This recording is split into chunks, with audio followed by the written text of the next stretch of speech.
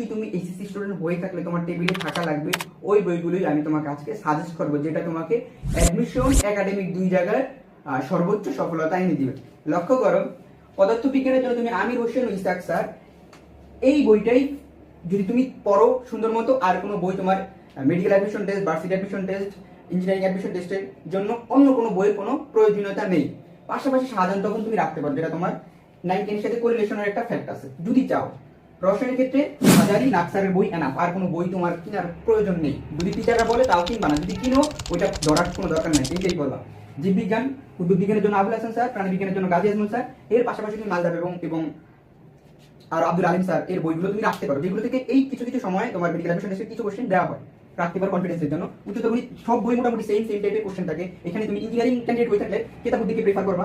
এছাড়া রূপন্তিটাও খুব ভালো, অক্ষরপত্র যেটা এটাও ভালো আছে, যে কোনো একটা তোমার কলেজ যেটা প্রেফার করবে। উচ্চতর জন্য বইটা কিনো। আইসিটির জন্য মাহবুব রহমান স্যারের বইটা